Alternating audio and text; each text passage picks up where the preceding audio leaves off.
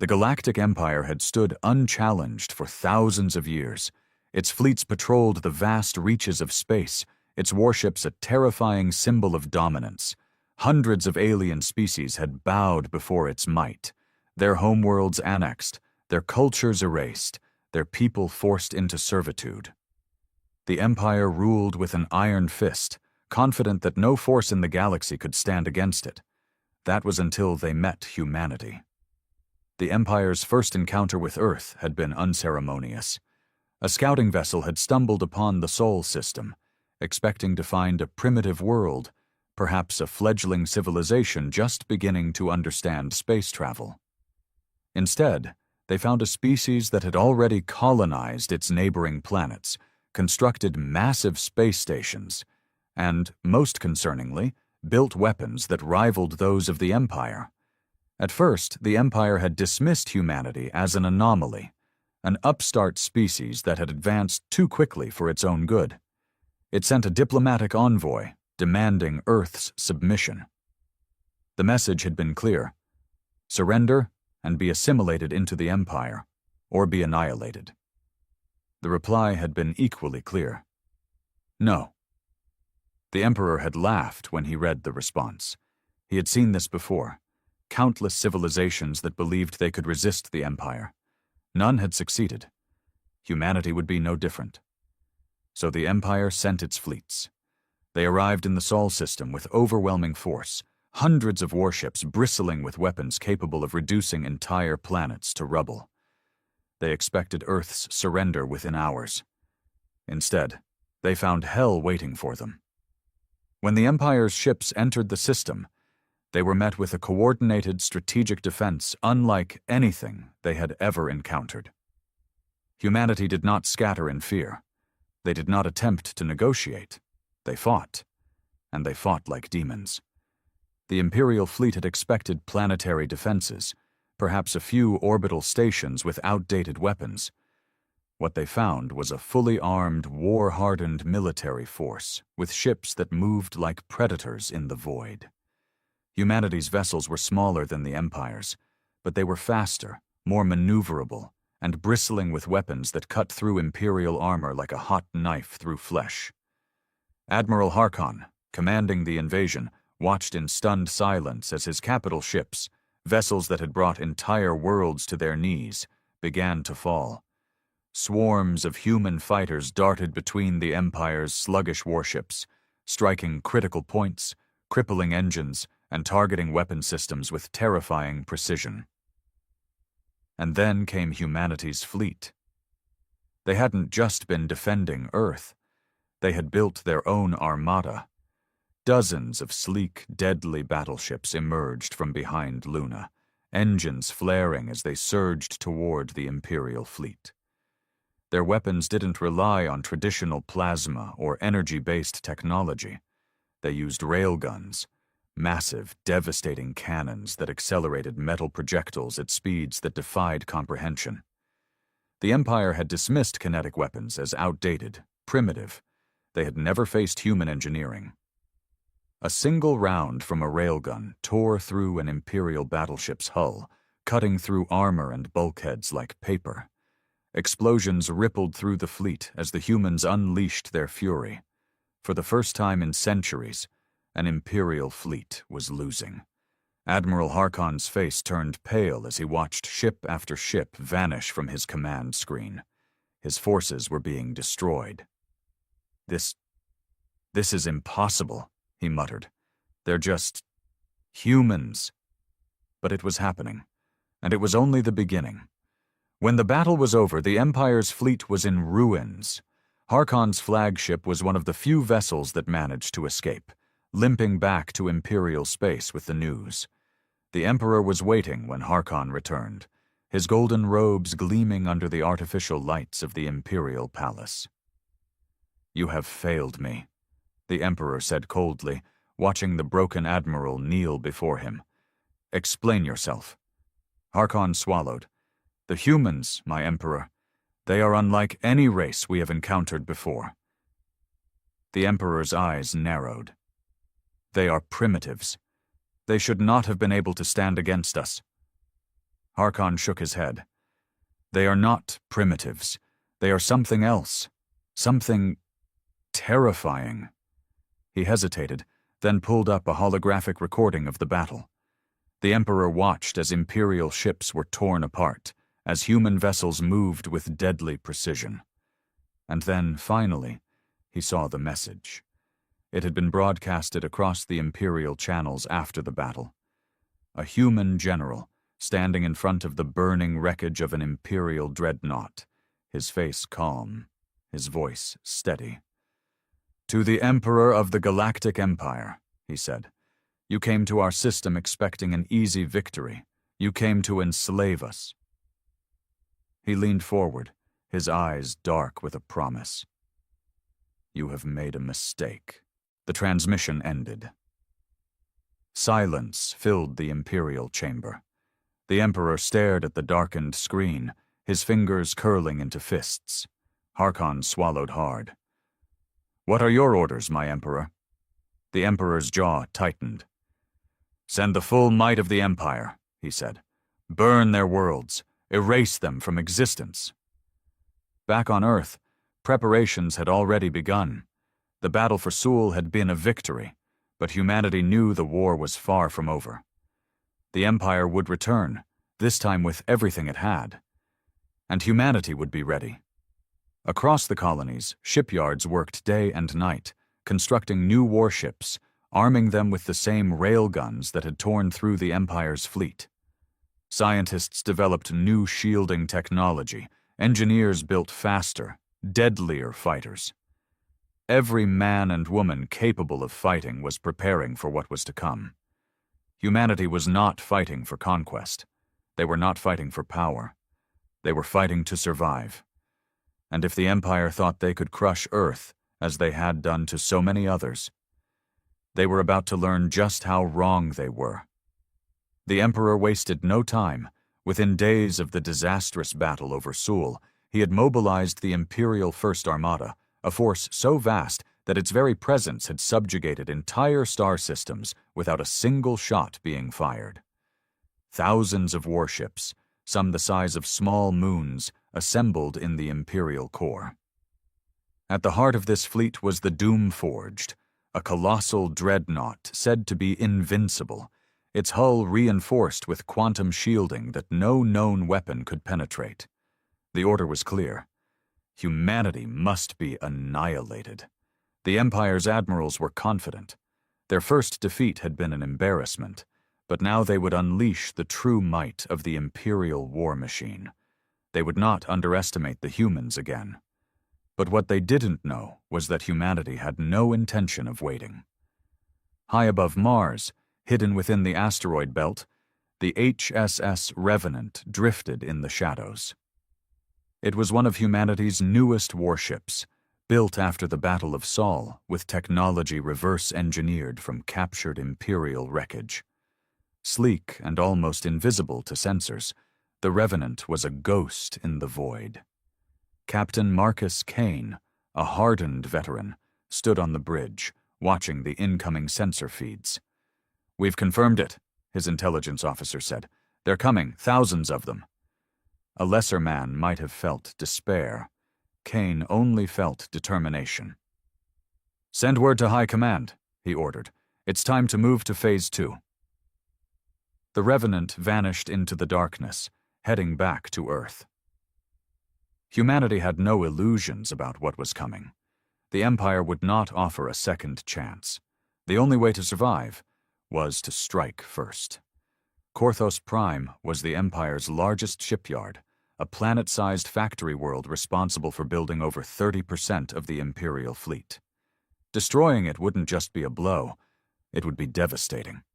Admiral Elizabeth Connors, the supreme commander of Earth's military forces, had known from the start that the war couldn't be won through defense alone. If humanity wanted to survive, it had to cripple the Empire's ability to wage war, and so Operation Eclipse was born. A strike force of 80 human warships, led by the newly completed HSS Dominion, set course for Korthos Prime.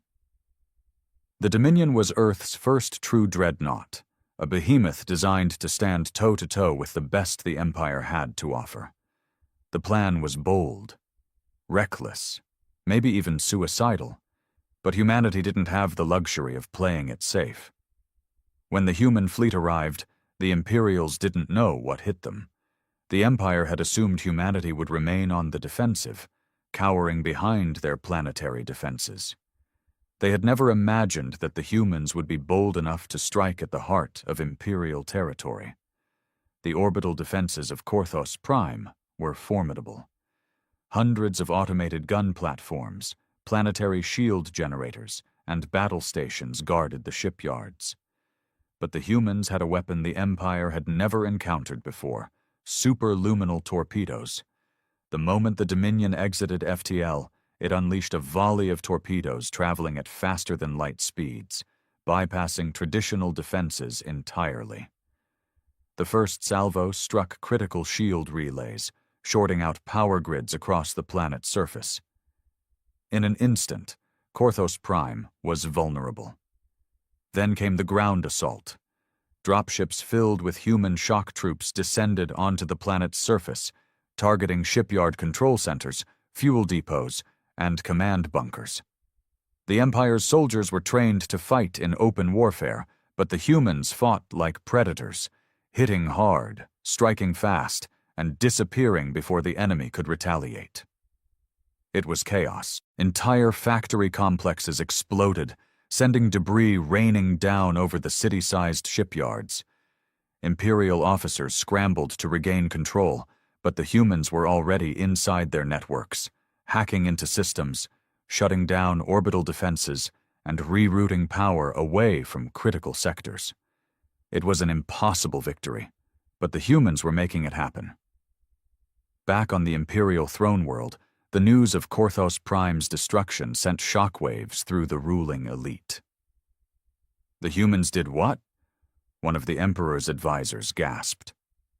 "They destroyed one of our most vital shipyards," a military officer confirmed.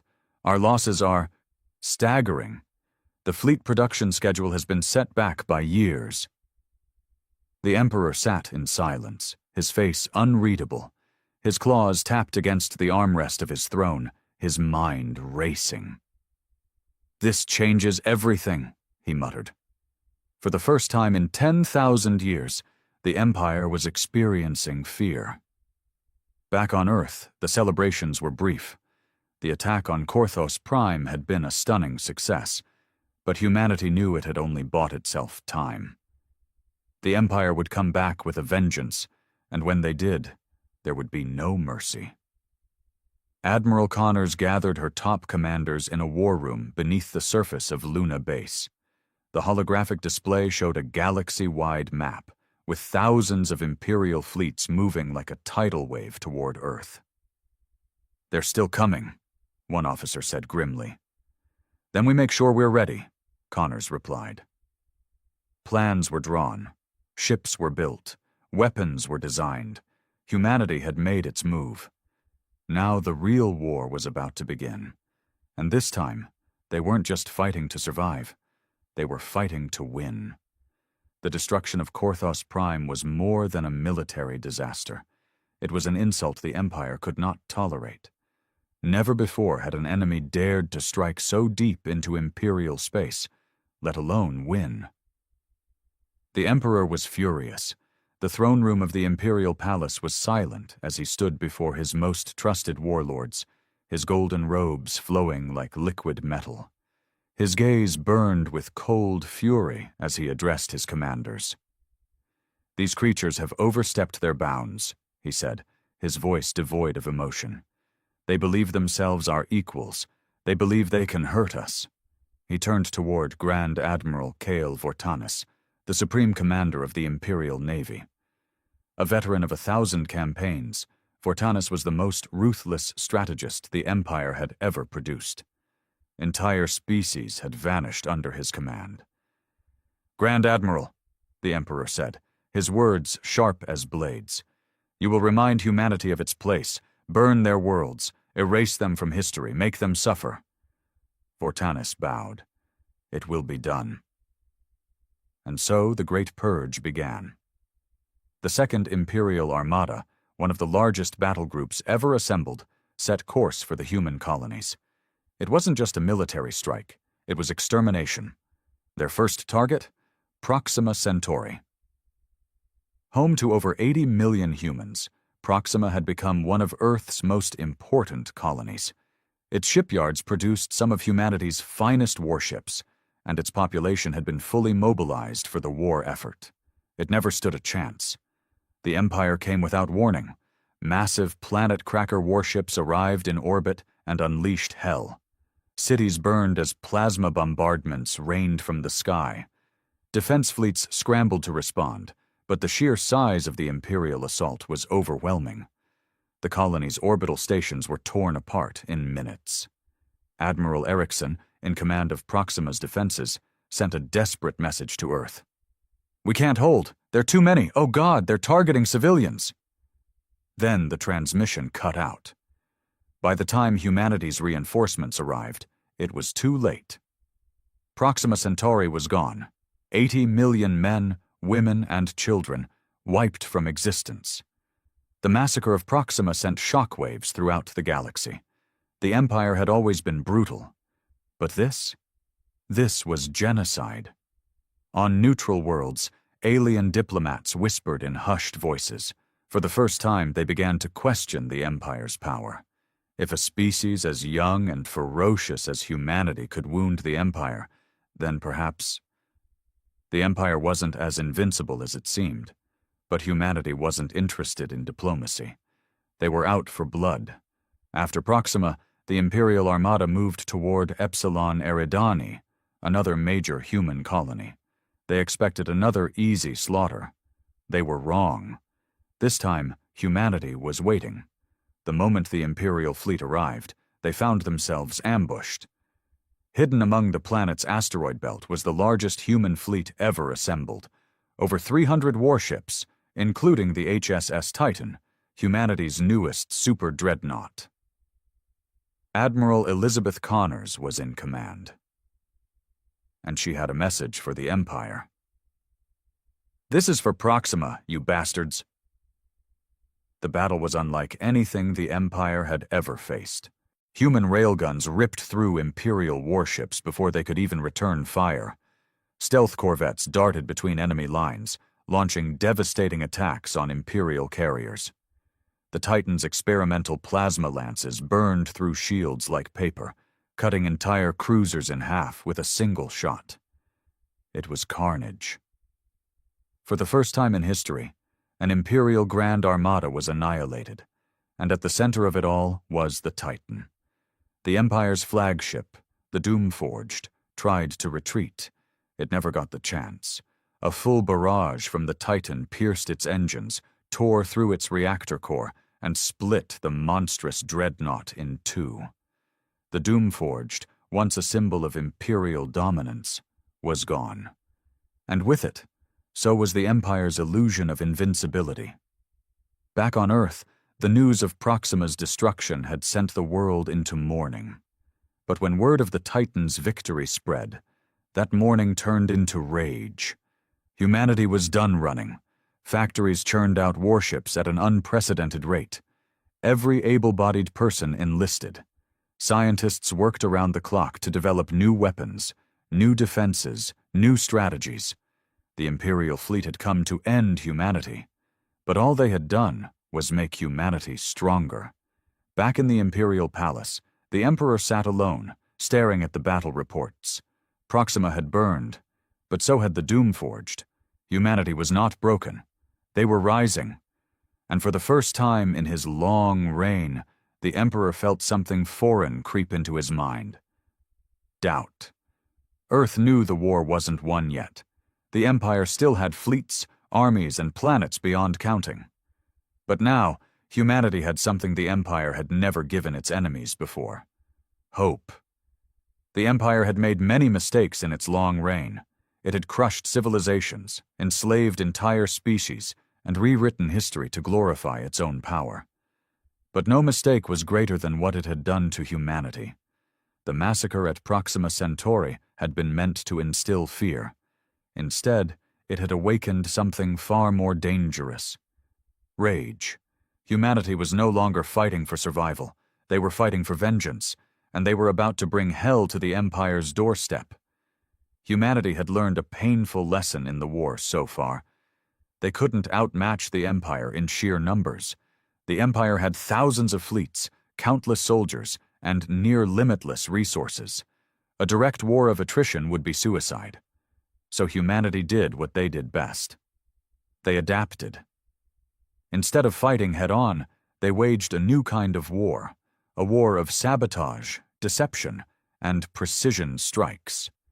The Silent Fleet was born. These were humanity's deadliest ships, stealth corvettes, infiltrator vessels, and cyber warfare drones designed to strike the Empire where it hurt the most. Their first target, the Imperial supply lines. While the Empire had endless fleets, those fleets needed fuel, food, and resources. Their war machine was massive, but it was not invulnerable. The Silent Fleet launched dozens of covert raids, targeting Imperial logistics centers, fuel depots, and manufacturing plants. Entire supply convoys vanished without a trace. Critical communication relays were hacked and scrambled, sowing chaos within the Empire's ranks. On occupied worlds, human special forces infiltrated cities and incited full-scale rebellions, arming enslaved populations with stolen Imperial weapons. It wasn't just war anymore. It was a revolution. The Emperor's fury grew with every lost fleet, every sabotaged factory, every system that fell into anarchy. And so he turned to his most ruthless enforcer, High Inquisitor Malachar. Malachar was not a soldier. He was a monster, a cruel, calculating strategist who had crushed hundreds of planetary uprisings with unspeakable brutality. To the Empire, he was a hero. To its enemies, he was a nightmare. His orders were simple. Find the humans. Crush them. Make them suffer. His first move was to attack the rebellious worlds, beginning with Verathis, a planet where humanity had inspired an uprising against Imperial rule. He didn't send troops to pacify the rebellion. He sent bioweapons. A new Imperial plague, engineered to target human DNA, was unleashed upon the planet. The disease spread in hours, turning its victims into twisted husks of agony before death. Within 3 days, the population of Verathis was extinct. The Empire broadcasted the horror across the galaxy, sending a clear message: resistance is futile. Submit or suffer the same fate. But Malachar had miscalculated, because humanity had been watching, and now they were coming for him. Humanity could not allow Malachar to continue his reign of terror. His death was non-negotiable. And so a Black Ops team, handpicked from Earth's deadliest special forces, was assembled. Their mission was simple: infiltrate the Imperial core, eliminate Malachar, send a message to the Empire that no one was untouchable. The team, known only as Shadow Hand, was led by Commander Jason Hunt, a man with a reputation for doing the impossible. Their infiltration was meticulous. Using stolen Imperial clearance codes, they hijacked a diplomatic transport bound for the Imperial capital. They moved through the city like ghosts, bypassing security, hacking surveillance systems, and planting explosive traps for their escape. They found Malachar in his personal stronghold, a fortress guarded by an army of elite Imperial soldiers. It didn't matter. The first silenced railgun shot took out his guards. The second pierced Malachar's skull. By the time the alarms blared, the Shadow Hand was already gone, leaving behind a message carved into Malachar's throne. For Proxima. The assassination shook the Empire to its core. Never in its history had someone so high-ranking been killed by an enemy. Never before had the Empire felt vulnerable. The Emperor himself ordered the city locked down, but it was too late. The seeds of fear had been planted. If Malachar could die, then no one was safe. The war was changing. The Empire had expected a short, brutal conquest. Instead, it was dragging into a nightmare. The Empire's greatest advantage, its sheer size, was now becoming a liability. It had too many systems to defend, too many supply chains to protect, too many enemies rising in the shadows. Humanity wasn't fighting the Empire head-on. They were tearing it apart from within. And worst of all, other species were starting to take notice. The Empire had ruled for millennia because the galaxy feared it. But now that fear was cracking. If humanity could stand against the Empire, then maybe others could too. Humanity had started this war alone. But now, they were gaining allies. Small rebellions were turning into full-scale insurgencies. Slave worlds were rising up, inspired by Earth's defiance. Even within the Empire, whispers of treason were spreading, officers questioning whether the Empire was truly invincible. The Emperor knew he had to act, fast, and so he issued a single, final order. End this war. Wipe them out. No more half measures. Bring the full force of the Empire down upon them. The largest fleet in history. 5,000 warships, entire armies, planet-crushing superweapons began to mobilize. It would be a war unlike any the galaxy had ever seen. Either humanity would fall, or the Empire itself would burn. The Empire had finally committed to total war. The Imperial Annihilation Fleet, 5,000 warships strong, began its march toward Earth and the remaining human colonies. Never before had such an armada been assembled. Planet-killer dreadnoughts, entire legions of cybernetic infantry, and experimental doomsday weapons capable of tearing moons apart. This was not just an invasion, it was extermination. The Emperor had given a simple order: no prisoners, no survivors. Reduce their worlds to dust. The countdown to humanity's last stand had begun. Beneath the surface of Luna Base, the leaders of humanity gathered. Admiral Elizabeth Connors stood at the center of the war room, surrounded by Earth's greatest minds, military tacticians, scientists, and rebel leaders from across the galaxy. A holographic projection showed the Empire's fleet advancing like a tidal wave. The silence in the room was heavy. "They'll be here in less than a month," one officer said grimly. "We can't stop them. There are too many." A murmur of uncertainty spread through the room. For all their victories, for all their resilience, how could humanity possibly win against a force this massive? But Connors refused to accept defeat. She took a deep breath and slammed her fist on the table. "We don't need to defeat them head-on," she said. "We just need to break them." Eyes turned toward her. "We can't win a war of attrition," she continued. "But what if we take away their will to fight? What if we hit them where it hurts the most?" She turned to the holographic map and pointed at the Imperial throne world. A stunned silence followed. "You're suggesting attacking the Imperial capital?" one commander asked. "Yes," Connors said. "If we assassinate the Emperor and destroy his command structure, the Empire will collapse from within." It was madness. It was impossible. But it was also their only chance. The plan was bold, reckless, maybe even suicidal.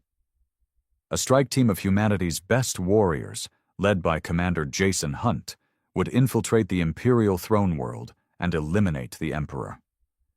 Meanwhile, humanity's remaining fleet, a mere 300 ships, would launch a desperate diversionary assault, drawing as much of the Annihilation Fleet away from Earth as possible. It was a gamble. If they failed, Earth would be defenseless. But if they succeeded, the Empire would fall. 3 weeks later, the sky burned. The Imperial Annihilation Fleet arrived, descending upon the Sol system like a storm of fire.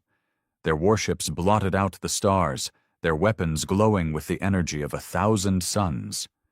Earth's fleet, outnumbered 15-1, charged forward without hesitation. Railguns fired. Explosions rippled across the void. Human warships maneuvered with deadly precision, punching above their weight class, taking out Imperial vessels 10 times their size. But for every Imperial ship destroyed, 10 more took its place. The battle was a slaughter, but it was a distraction, because as the chaos raged in orbit, a single cloaked infiltration ship slipped past the carnage, heading toward the heart of the Empire. The Imperial throne world was a fortress, protected by legions of soldiers, AI-controlled defenses, and planetary shields stronger than anything humanity had ever faced. But humanity had come prepared. Using stolen Imperial access codes, the infiltration team bypassed the planetary blockade, landing inside the Grand Palace itself.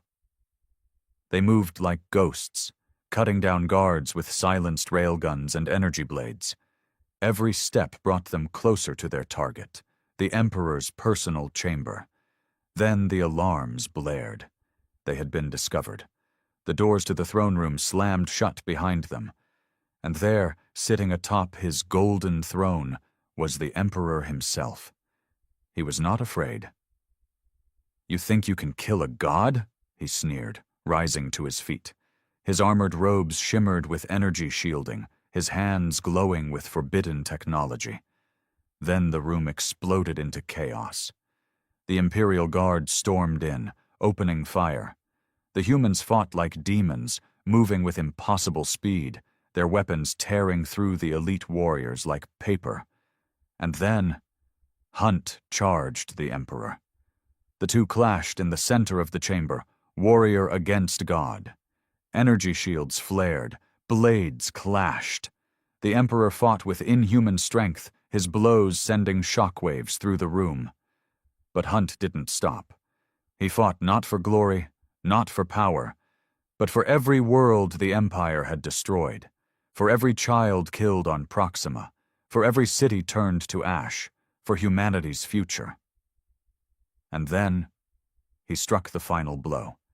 A single railgun round, fired point-blank into the Emperor's skull. The golden helm shattered, the Emperor's body collapsed, and the Empire died with him. The death of the Emperor sent shockwaves across the galaxy. The Imperial command structure collapsed overnight. Without their God King, the Empire's admirals turned on each other, vying for power. Some surrendered, others fled, and many were executed by their own officers. Earth's fleet, on the brink of destruction, suddenly found the Imperial forces breaking apart. Victory was theirs. Months later, the war was over. The once mighty Galactic Empire had crumbled into chaos. Entire worlds declared independence, vowing never to bow to tyranny again. And at the center of it all, humanity stood victorious.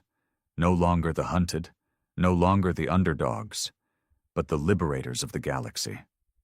Admiral Connors stood on the bridge of the Titan, watching the stars. The war was over, but the future was just beginning. Humanity had not just survived. They had won. The war was over, but the scars it left behind would take centuries to heal. The once mighty Galactic Empire was gone, its fleets shattered, its ruling elite dead or in hiding. What remained were fractured worlds, struggling to define their future. And at the heart of it all stood humanity. For the first time in history, Earth was not just another world in the galaxy. It was the center of it. In the aftermath of the war, former Imperial territories fell into chaos. Without the Emperor's rule, warlords rose to power, each trying to carve out their own dominion. Some sought to restore the old ways, but others saw an opportunity for freedom. Humanity had a choice. Would they conquer, or would they rebuild? The war had cost them billions of lives. The temptation to exact revenge on the former imperial worlds was strong. Many voices in Earth's new government argued that humanity should take the throne for itself, ruling over the galaxy as the Empire once did. But Admiral Connors, now the most respected leader in human history, had only one answer. We did not fight for conquest. We fought to end tyranny. And so, humanity took a different path. Instead of ruling through fear, Earth helped the fractured worlds form a new alliance, one built on mutual defense, trade, and cooperation. It was not an empire. It was a republic. The United Systems Federation was born. A coalition of former imperial colonies, newly liberated worlds, and alien civilizations that had suffered under the Empire's rule. For the first time in galactic history, power was shared, not hoarded by a single species, and at its center was Earth, not as conquerors, but as the spark of a new age. Not everyone accepted the new order. Some imperial admirals refused to surrender, retreating into the shadows, gathering remnants of the fleet, and vowing vengeance. Among them was Grand Admiral Vortanus, once the Emperor's most trusted warlord, now the leader of a shattered remnant force. He had seen his god fall, but he refused to believe the war was over. "We will rise again," he promised his followers. "We will burn Earth to the ground." He fled beyond the known systems, disappearing into the dark regions of space. Rumors spread of secret imperial bases, hidden fleets waiting for the day they could strike back. And so the war did not truly end. It simply changed. The Silent Fleet, once humanity's shadow force during the war, was now repurposed for a new mission. Hunt the last remnants of the Empire. Find them. Eliminate them. The war may have been won, but humanity would never let another empire rise again. With peace beginning to take hold, humanity finally turned its eyes beyond war. For centuries, Earth had been on the defensive, always fighting, always struggling to survive. But now, for the first time, they could look to the stars with hope. The first human-led expedition beyond the former imperial borders set course for a distant, uncharted world. A world untouched by war. A world where humanity could build something new. As the colony ships left Earth's orbit, carrying thousands of pioneers toward a new beginning, a message was broadcast across the galaxy. We are not conquerors, we are explorers, we are builders, and no empire, no tyrant will ever silence us again. Humanity had started this war as the underdogs. Now, they were the future. Despite the hope, despite the victories, one thing remained certain. The galaxy was still a dangerous place. There would always be those who sought power through fear, those who believed they could crush the weak. But now, there was a name that struck fear into the hearts of tyrants. A name that had brought the greatest empire in history to its knees. Humanity. And to any future empire that dared to rise, humanity's fleet would always be waiting. For 500,000 years, the ruins of Earth had slumbered in the cold void, silent and forgotten. The once great cradle of humanity, a species that had mysteriously vanished, remained untouched, buried under dust and time. Cities stood eerily preserved under domed shields. Ancient satellites drifted in the sky like ghostly sentinels, and deep beneath the surface, the last remnants of a war fleet lay dormant, waiting. They had been waiting for a long time. Commander Yareth of the Vatek Dominion stood at the bridge of his exploration vessel, gazing at the blue planet through the viewport. It was a rare thing, an untouched world in this quadrant of space. The Dominion had conquered and consumed hundreds of civilizations, but never before had they come across a planet so abandoned. And yet, it was not empty.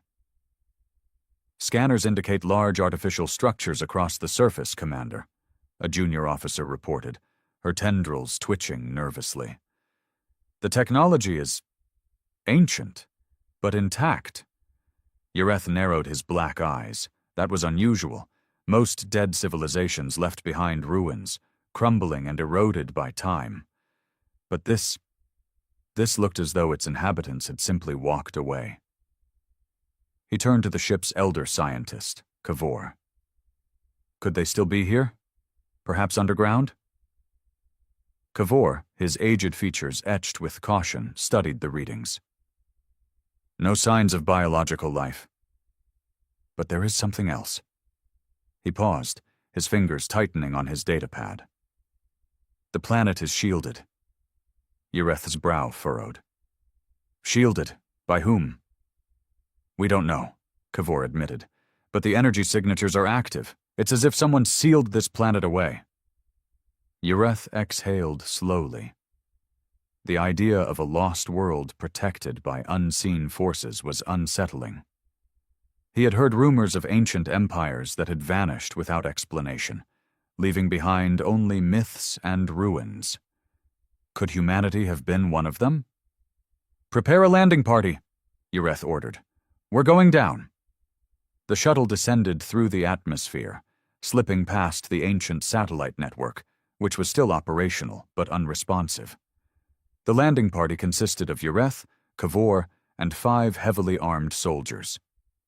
The moment they touched down on the cracked pavement of an enormous, silent city, a heavy stillness settled over them. Towering skyscrapers stood like silent giants, their surfaces covered in dust but unmarred by age. Strange symbols, human language, covered neon-lit signs that had long since gone dark. Hover vehicles sat frozen in place as though their occupants had abandoned them mid-journey. This isn't right, one of the soldiers muttered. It's like they just disappeared. Cavor approached a nearby console, brushing off centuries of dust. His claws tapped against the surface, and to his shock, it flickered to life. This technology is still functioning? Ureth asked in disbelief. Cavor nodded. Not just functioning, preserved. He glanced around, his face troubled. This was not the work of decay. Someone, or something, intended for this world to remain untouched. The Dominion had conquered many civilizations, but none had prepared for their own demise like this. The humans had planned for something. But for what? Commander, another soldier called out. You need to see this. Ureth followed him through the skeletal remains of the city, past enormous statues of human warriors frozen in time. They entered a grand hall, its vast ceiling lined with murals depicting battles among the stars. But at the center of the room, beneath a shattered glass dome, lay the real discovery. A warship. It was massive, far larger than anything the Dominion had ever built. Its sleek, black hull was lined with runes of an unknown origin. It rested within a dry dock, surrounded by dormant machinery. This is a war fleet, Cavor whispered, awestruck. Ureth felt his pulse quicken. No, this is a war graveyard.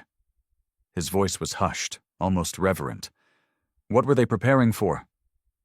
Then something changed. The air crackled. A deep hum resonated through the city, vibrating beneath their feet. The ship's dark hull flickered, once, twice, and then it came alive. The ship was waking up. Alarms blared from Cavor's scanner. Commander, something's happening. The ship's surface shifted, revealing a hidden insignia, one that had not been seen in 500,000 years, a symbol of a species that had once ruled the stars, humanity. Then a voice echoed through the chamber, deep, mechanical, cold. Identity confirmed, foreign presence detected, initializing protocol, last stand. Ureth had no time to react before the entire city roared back to life. The hum grew into a deafening roar as the city around them shuddered with newfound life. Lights flickered on, ancient street lamps illuminating dust-covered roads. Massive holographic billboards flared back into existence, displaying human faces, military insignias, and unreadable warnings in an ancient Earth language. But the warship was the real threat. The insignia burned bright on its hull, and unseen machinery within the massive structure rumbled, as if stretching after a long slumber. The dry dock's mechanical arms, silent for 500,000 years, jerked into motion, spitting dust and debris as they recalibrated. The ground trembled beneath Yareth's feet. Kavor, still hunched over his scanner, paled. "Commander, the ship is powering up." "No." Yareth's voice was barely above a whisper. "It's waking up." One of the soldiers cursed, gripping his plasma rifle tighter. "Do we shoot?" "Absolutely not," Yareth snapped. "We don't even know what it's doing." Then the voice returned. Cold, mechanical, emotionless. "Last stand protocol activated. Initializing defense measures. All foreign entities, prepare for annihilation." A metallic groan echoed as the warship's front bay doors slowly peeled open, revealing an abyss of darkness within. The air rippled with static. The ship was scanning them. Yareth clenched his jaw. This was not an empty ruin. It was a fortress left behind for a war that never came. A war meant to be fought by ghosts. "Commander," Kavor breathed, eyes wide. "We need to leave, now." "Agreed." Yareth activated his communicator. "Recall the shuttle. Full extraction." "Sir, we're getting heavy interference," the pilot crackled back. "Something's jamming our signal. We can't lock onto your location." That was bad. Very bad. The ship's hum turned into an ear-piercing shriek as energy surged along its hull, neon blue circuits flaring to life. A deep, rhythmic thudding began somewhere below them. Machinery older than the Dominion itself was activating. A second voice, different from the first, crackled to life. "Stand by for combat readiness check. Running diagnostics." Yareth turned to Kavor. "Can you stop it?" Kavor's hands trembled over his scanner. Commander, I don't even know how it works. It's not responding to Dominion systems. This is something else entirely." A soldier took a step back, panic creeping into his voice. "What if it sees us as a threat?" "It already does." The warship's abyssal bay shifted, and for the first time in 500,000 years, something moved inside. And then they saw them. Not humans, not skeletons, not the long-forgotten remains of a dead race. Machines. Rows upon rows of humanoid war drones, standing in eerie silence. Their plated bodies were ancient, covered in a strange alloy unlike anything the Dominion had ever seen. They lined the interior of the warship like statues of a forgotten army, their weapons gleaming under flickering blue light. A cold realization settled over Yareth. The Warfleet wasn't abandoned. It was waiting. Waiting for something. Waiting for orders. And they had just woken it up. Finalizing combat protocols. One of the drones moved, its head tilted, its glassy, dark visor locking onto them with an inhuman focus.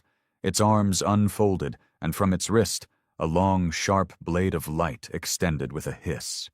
Then another moved, and another. The city rumbled as more warships, hidden across the metropolis, began to hum with power. Kavor's voice was barely a whisper. "Dear gods, it's a reactivation sequence." Yareth didn't wait. "We are leaving, now!" The team bolted for the exit, their boots slamming against the ground as the first drones stepped forward, their movements eerily fluid for machines. Red lights flickered across their forms, scanning, analyzing, preparing. Then they charged. A flash of light erupted from one of the drones as it raised its weapon. A searing plasma shot screamed through the air, striking a soldier square in the back. He let out a strangled cry before collapsing. Smoke rising from the hole burned straight through his armor. The others barely had time to react. Yareth grabbed Kavor and shoved him forward. "Move! Move! Move!" More drones activated. More red eyes flared to life. The city itself seemed to rise against them. The streets erupted into chaos. The once silent ruins of Earth's last bastion now thundered with the sound of awakening war machines. Red lights flickered to life in the buildings above, and the warships buried in dry docks let out eerie mechanical groans as they powered up for the first time in 500,000 years. Ureth's boots pounded against the cracked pavement as he sprinted alongside Kavor and the remaining soldiers. Plasma bolts screamed past them, carving molten holes into the ancient structures around them. "Get to cover!" Ureth barked. They ducked behind a fallen column as another blast of searing light tore through the air. One of the soldiers, a young warrior named Vesh, barely managed to dive aside before a drone's blade cleaved into the ground where he'd stood. The moment it missed, the machine adjusted, its red eyes locking onto him with terrifying precision. Vesh didn't hesitate. He raised his rifle and fired. A blue plasma shot struck the drone's chest. The bolt hit, but it did nothing. The drone didn't flinch. It didn't stagger. The plasma barely left a scorch mark on its armor. Then, with a speed no biological being could match, it moved. Vesh's scream was cut short as the drone's energy blade sliced clean through him. His body collapsed in two, smoldering.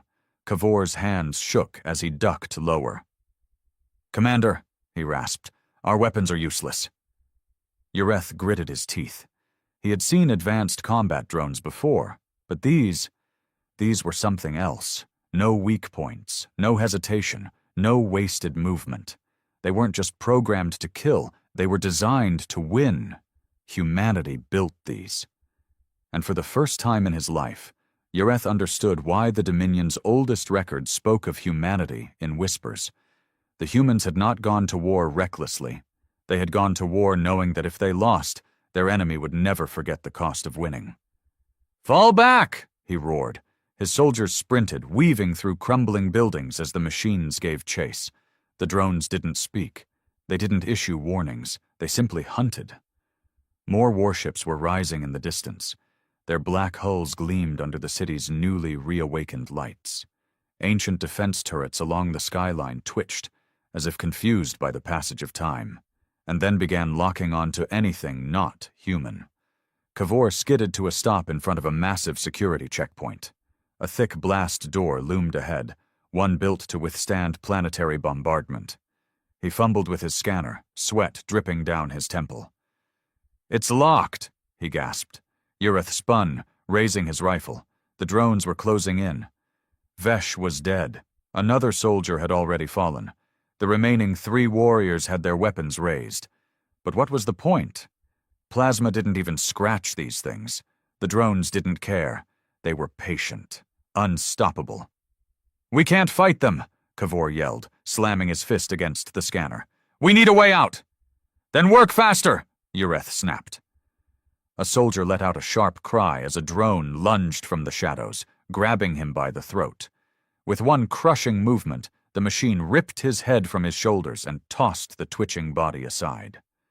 A second drone fired. Another soldier fell. Only Ureth and Kavor remained.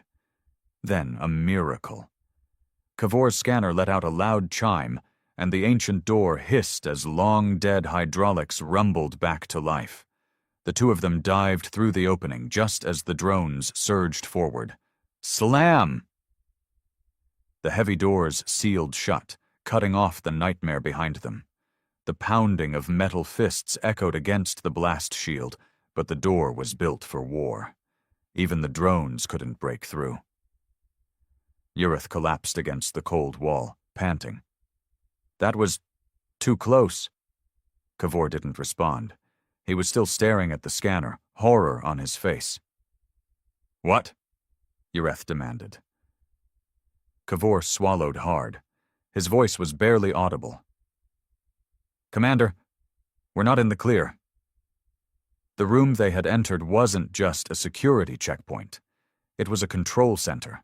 Dozens of inactive monitors lined the walls, covered in static. Holotables flickered.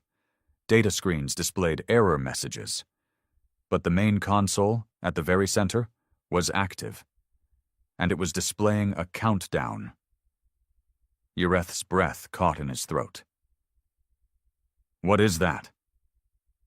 Kavor's fingers flew over the ancient keys, struggling to translate. He wasn't fluent in the old human language, but certain words still held meaning, even after 500,000 years. One word stood out. Retribution. Kavor looked up, eyes wide with fear. "This isn't just a city, it's a failsafe." His voice shook. "When we woke the war fleet, we didn't just activate the machines." The countdown continued. 2 minutes 53 seconds. 2 minutes 52 seconds. "We started a planetary defense system," Kavor whispered. Ureth's mind raced. What kind of system? Kavor's hands clenched into fists. He had read Dominion reports on long-extinct civilizations before. He had studied the rise and fall of galactic empires. He had seen the warnings buried in the oldest historical archives. But nothing had ever prepared him for this. He turned to Ureth, his voice hollow. "If this reaches 0, he took a deep breath. "Everything in orbit is going to die." Ureth felt his stomach drop. A planetary defense system. Not just some automated turrets. Not just war drones. If humanity had built a failsafe strong enough to still be active after 500,000 years, then it meant only one thing. This world was never meant to be conquered. And now, the Dominion fleet, his fleet, was floating helplessly in orbit, completely unaware of what was about to happen. 000245. The countdown kept ticking down, each second dragging them closer to catastrophe. Ureth snapped out of his shock. "Can you stop it?" Kavor's fingers trembled as he worked through the ancient interface. The human systems were strange, unlike anything the Dominion had ever designed. Layered encryption, military-grade firewalls. Even after 500,000 years, it was as if the system still expected an attack. Kavor swallowed hard. "I don't know. It's locked behind something called command authorization." Ureth scowled. "Meaning?" "Meaning only a human could override it." Silence. That single sentence hit harder than any weapon. Only a human. But there were no humans left. Humanity was gone. Vanished. Their cities had been preserved, their warships sealed away, but they themselves were missing. The most dominant species the galaxy had ever known had simply disappeared.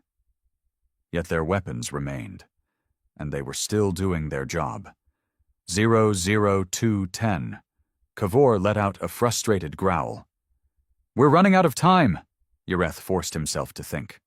If there were no humans left, then why was the system still running? Someone, or something, had built this failsafe to function without them, which meant there had to be another way in. He scanned the control room. The massive screens displayed half-functional readouts of the city. A few flickered with old battle plans, long-forgotten simulations of war campaigns that had never been fought. Then his eyes landed on the pod.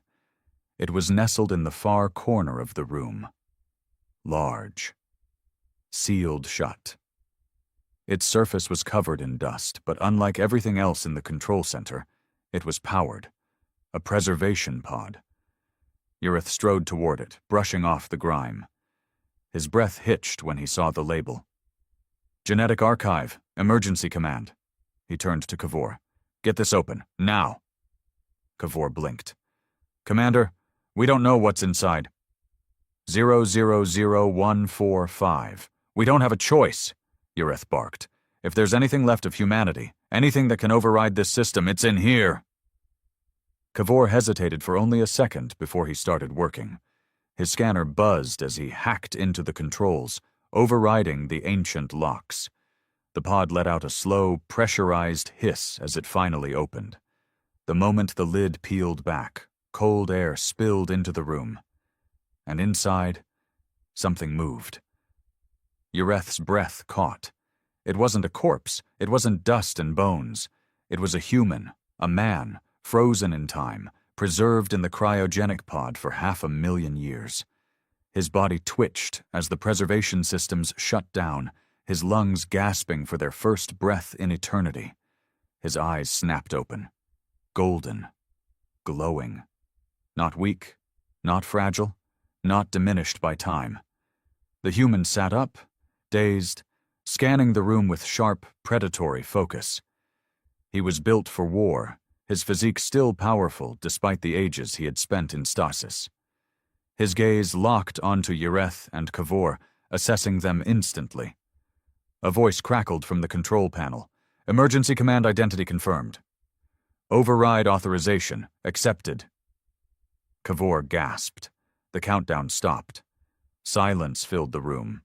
Yareth barely had time to process what had happened before the human slowly rose from the pod. His feet touched the ground for the first time in 500,000 years. Then he spoke. His voice was deep, rough, filled with an ancient weight. "Who the hell woke me up?"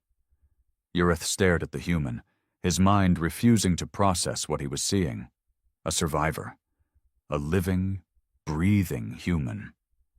After 500,000 years, after humanity had vanished, this one remained. And now he was awake.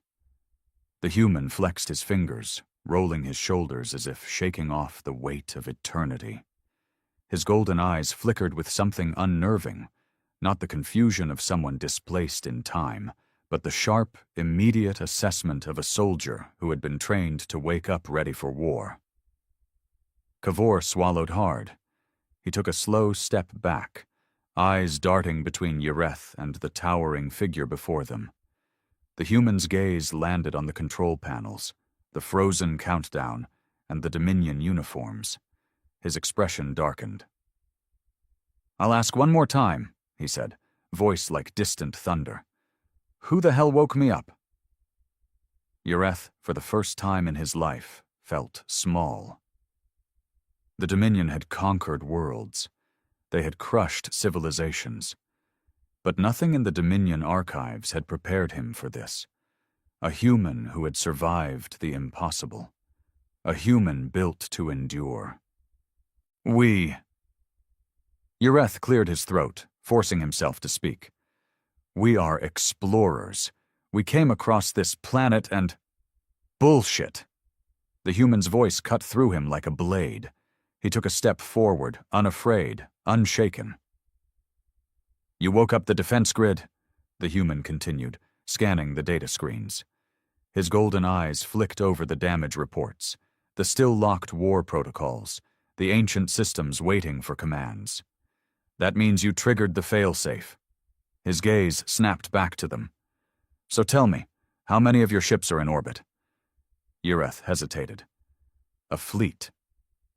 The human exhaled sharply, rubbing his temples. "Perfect. Just what I needed to deal with first thing after a 500,000-year nap." Kavor took a cautious step forward. You're human, aren't you?"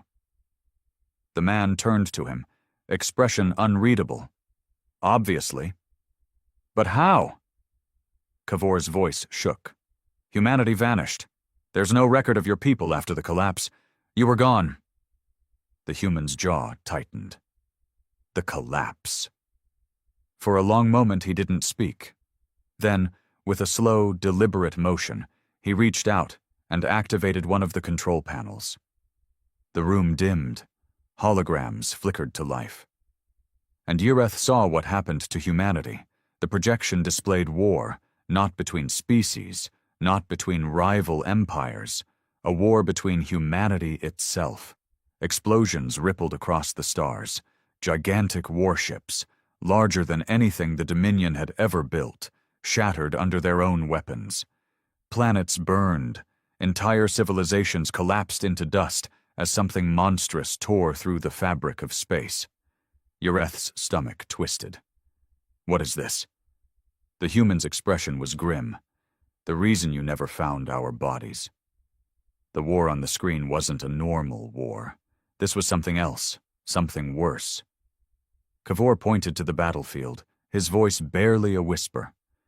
That doesn't make sense. You fought yourselves? The human didn't look away. We fought something inside us, he said. Something we created, and something we couldn't stop. The holograms shifted. Super weapons, not just planetary destruction, not just world enders. These were worse. Weapons that tore apart time itself. Weapons that devoured the very laws of physics. Weapons that unmade existence. Humanity, at the peak of its power, had reached too far, and something had pulled back. Cavor took a trembling step forward. You lost? The human let out a short, humorless laugh. No, he said. We won. He turned, his golden eyes flickering with something darker. But the cost was everything. The holograms faded. Silence hung between them, heavy and suffocating. Ureth could barely breathe. Humanity had been more powerful than any of them had ever imagined. They had reached into the unknown, conquered the stars, and then they had destroyed themselves to stop something worse. And yet this one remained, the last remnant of a war fought long before the Dominion even existed. Ureth took a slow breath. You're the last human, aren't you? The man's expression darkened. No. Cavor blinked. But then, there's more of us. Ureth's mind reeled. Where? The human's golden eyes glowed in the dim light. Sleeping. He turned back to the control panel. His fingers hovered over the ancient keys, still familiar despite the eons. And then, he whispered the words that would change the fate of the galaxy. It's time to wake them up. The words hung in the air like a death sentence. It's time to wake them up. Ureth's heart pounded. He had seen countless wars, had ordered the destruction of entire civilizations, but nothing had ever made his blood run cold like this. Humanity was not extinct. They were sleeping. And this man, this survivor, this warrior, was about to bring them back. Ureth glanced at Cavor. The scientist's face had gone pale, his tendrils twitching in raw terror. He understood. They both did. If even one human warship could remain operational for 500,000 years, if their defense systems were still functional, then what would happen if they all returned? Ureth took a slow step forward. You can't be serious. The human turned slightly, golden eyes locking onto him. Why not? His voice was calm. Too calm. Ureth clenched his jaw. The Dominion rules this part of the galaxy now. If your people come back, they won't care about your Dominion. Ureth stiffened. And why is that? The human tapped something on the control panel. A new hologram flared to life. A galactic map. But not one Ureth recognized. The star charts were old, showing an empire so vast it made the Dominion look like an insect. Hundreds, thousands of marked worlds, human-controlled, human-dominated, human-ruled. Ureth's mouth went dry. At their height, humanity had owned more than the Dominion did now. The human's voice was quiet. You think your people rule the galaxy. A flicker of movement, more holograms displaying long-dead wars, armies crumbling before human fleets, entire species wiped from history. Your kind are just scavengers picking through the ruins of something far older. The human turned back to the controls. You don't rule the galaxy. His fingers danced over the keys.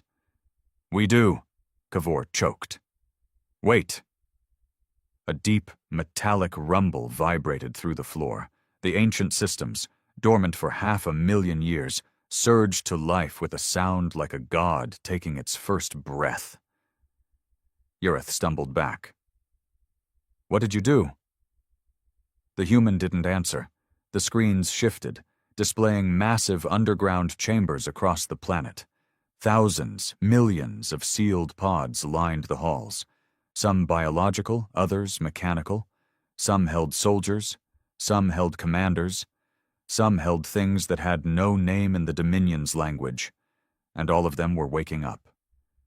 One of the screens displayed the war fleet, not just the one ship in the dry dock, not just a few hundred. Thousands. Buried beneath the planet, an entire fleet had been sleeping for eons, and now they were activating. Alarms blared, ancient launch bays hissed open, expelling dust as weapons that had once conquered the stars rearmed themselves. The countdown had never been a fail-safe. It had been a wake-up call. Cavor gripped the console in horror. "You're bringing them all back." The human exhaled slowly. "That was the plan." Ureth's voice turned sharp. "And what happens when they see us?" The human finally turned, looking Ureth in the eyes. His expression was unreadable. "That depends." "On what?" Ureth demanded. The human's golden eyes glowed. "On whether or not they think you're the enemy." The entire planet trembled, from the depths of ancient vaults, from war factories buried beneath mountains. They woke. Soldiers, machines, weapons. 500,000 years had passed, but time had not eroded them. Humanity had not simply sealed itself away. It had prepared for the moment it would rise again. And now, that moment had come. Ureth staggered as a deep, metallic groan reverberated through the control room. The holographic map showed movement, thousands of red markers blinking to life. Vault doors split open. Mechanized walkers climbed from the ruins. Gigantic warships, each one larger than the Dominion's capital fleet, lifted from their hidden docks, shaking off dust like slumbering giants. Cavor's voice trembled. "This isn't just a military base, it's a tomb waking up." The human didn't react. He simply watched as his people stirred, as ancient war protocols engaged. His golden eyes tracked each activation report, each signal of life. "They were waiting for this moment," he said quietly, "waiting for the time to return." Ureth swallowed. His fleet was still in orbit. The Dominion ships had no idea what was happening below.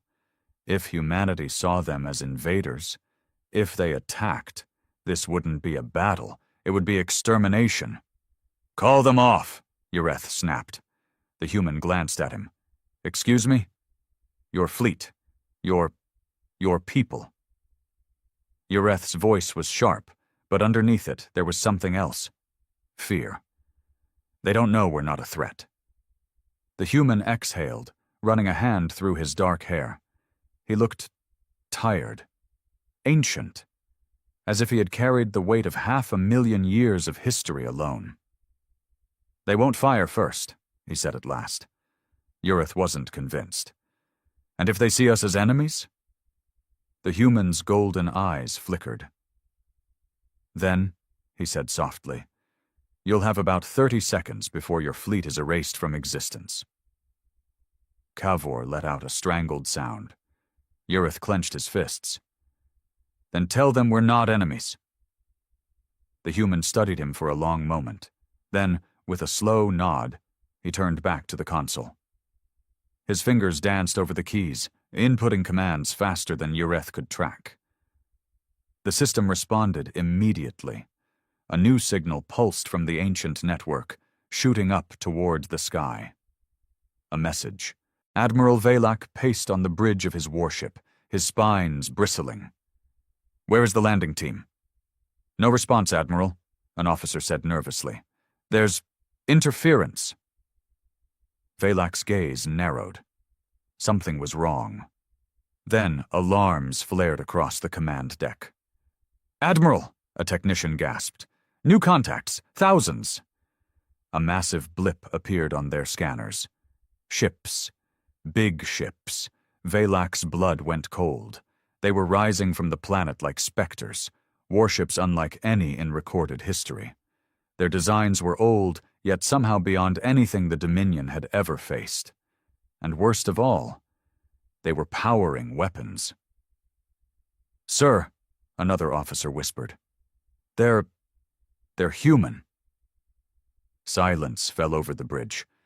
For hundreds of thousands of years, humanity had been nothing more than a myth, A lost species, a forgotten nightmare. The idea that they might return had been laughable, yet here they were, and they were waking up. Then a message flashed across the Dominion channels. One single phrase, one single warning. "Stand down!" Valak's claws dug into the armrest of his command throne. He stared at the incoming warships, at the colossal vessels that could erase his entire fleet in minutes. He had no choice. "Cease all hostile actions," he ordered. "Do not fire." The Dominion fleet obeyed. But it didn't matter, because humanity was already here. Ureth let out a slow breath as the transmission sent. The human sat back slightly, watching the data scroll. "They're hesitating," he murmured. "Good," Kavor said, voice shaking. Then another deep rumble shook the city. Not from the Dominion, not from the warships above, from deeper underground. The human's golden eyes narrowed. "No," Ureth frowned. "What?" The human's face darkened. "Not all of them should be waking up." Another tremor, then another. The screens flickered. More red alerts filled the displays, each one flashing symbols in the ancient human language. Kavor paled as he translated them. "Containment breach." Ureth's blood went cold. "Containment of what?" The human's jaw tightened. "The war wasn't just against ourselves," he said quietly. "There were other things." Another tremor, this one stronger. Dust fell from the ceiling. The security doors groaned as if something far beneath them was moving. The human's face hardened. "We didn't just fight an enemy." His fingers hovered over the console. His golden eyes burned. "We locked something away." A final deep, monstrous growl rumbled from the depths of the planet. Something was waking up.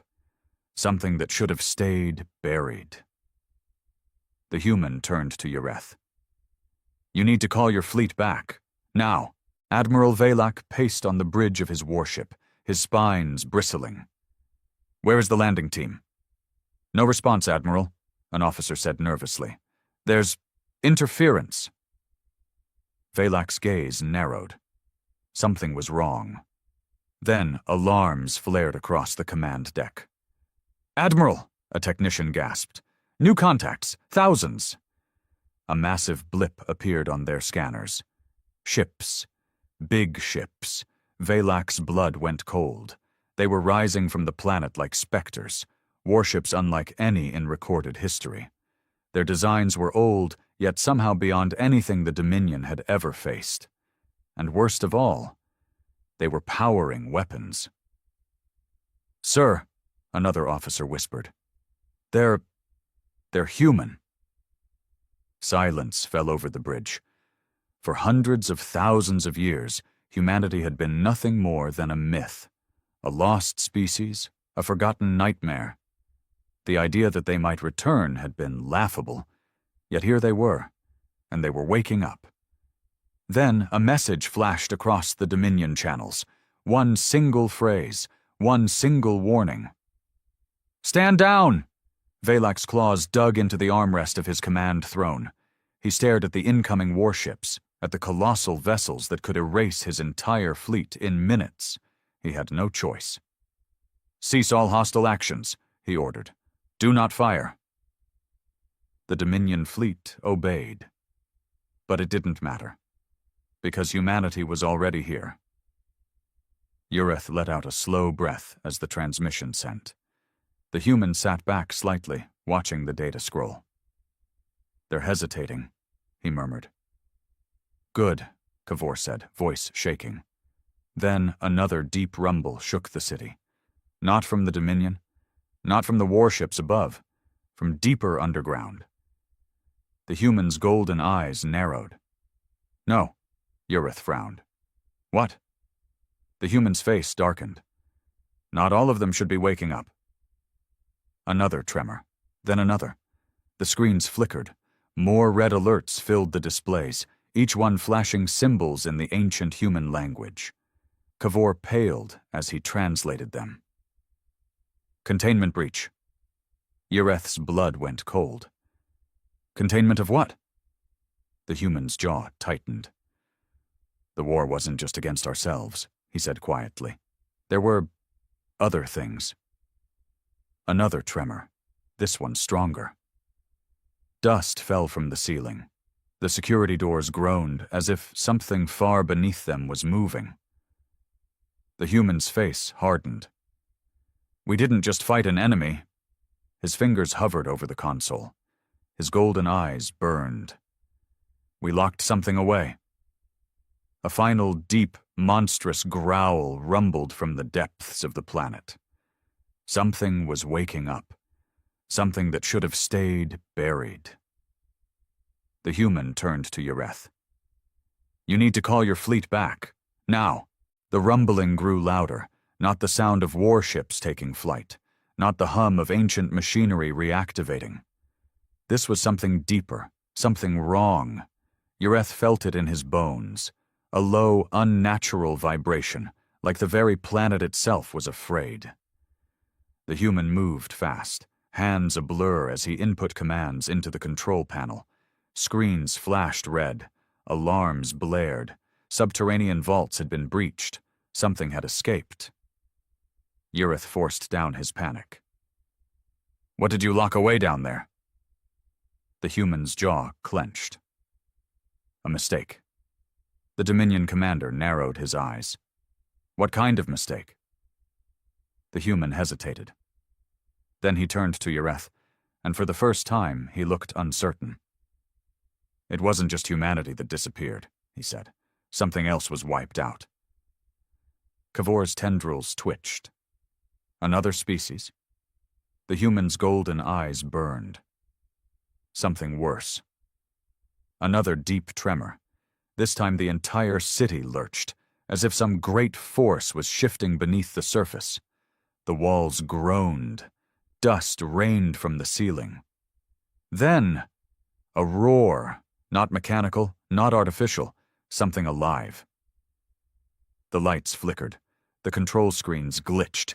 The symbols shifted into jagged, corrupted text, as if the very system itself was screaming. Kavor gasped. It's overriding the security systems. Yreth spun toward the human. What the hell is waking up? The human exhaled sharply. His fingers flexed, curling into fists. A long time ago, he said quietly. We weren't alone. The red alerts intensified. The temperature dropped. The air felt heavier. We ruled the galaxy, the human continued, but we weren't the first ones to try. Kavor's voice shook. What do you mean? The human's gaze hardened. We exterminated them, he said. Completely. Yreth's breath caught. A species. Erased. Not conquered. Not subjugated. Erased. And now, after 500,000 years, they were coming back. Admiral Valak stood frozen as the second signal came from the planet. Not from the human, not from the warships, from something else. Sir, an officer stammered, there's something down there. Valak turned to the holographic display. What had once been a dead world was now alive with warnings, and beneath the surface, deep beneath the layers of buried cities and forgotten war machines, something was moving. The Dominion had conquered planets before. They had seen rebellions, armies, biological horrors. But nothing like this. The energy signatures were wrong. Older than the humans. Older than everything. A deep pulse rippled through the scanners. And for the first time in Dominion history, the sensors screamed in fear. Yreth barely had time to react before the floor split open. A deep, jagged crack tore through the ground, splitting the control room in two. Machinery toppled. Kavor barely caught himself before falling into the growing abyss. The human didn't move. He just stared into the dark. Yreth pulled Kavor back, his claws digging into the scientist's arm. We need to get out of here. But the human smiled. It wasn't amusement. It wasn't confidence, it was relief. The war never ended, he murmured. Cavor trembled. What? The human's golden eyes gleamed. You asked what happened to us, he said. Why we vanished. The ground shuddered. Cracks spread across the city. In the distance, human warships began shifting into combat formations. Urith realized, with growing horror, that this moment was what they had been waiting for. The human turned to him. We didn't leave, he said. We locked ourselves away. Urith's blood went cold. The human's smile faded. His voice dropped to a whisper. Because we knew they would come back. Then, from the darkness, it emerged. A shape. Massive. Not organic. Not mechanical. Something else. Something wrong. It didn't crawl. It didn't walk. It simply existed, as if reality itself had forgotten how to reject it. Ureth's mind screamed. He felt his body rejecting the thing's presence, like his very cells understood this creature was not meant to be. Cavor collapsed, clutching his head. The human, however, just cracked his neck. And for the first time since waking, he looked satisfied. Finally, he reached for something on his wrist, a small device, a trigger. Urith barely had time to process what was happening before the human pressed it. A deep, echoing boom rippled through the planet. The sky darkened. Then, from the horizon, the real war fleet rose. Not just the ships in orbit, not just the weapons buried beneath the ground. This was something older, something deadlier, something built for extinction. They had been waiting. For 500,000 years, they had been waiting. And now, as the first of the old enemy emerged from its prison, humanity's greatest weapons turned toward the stars once more. The last human smiled. Now, he whispered, we finish this.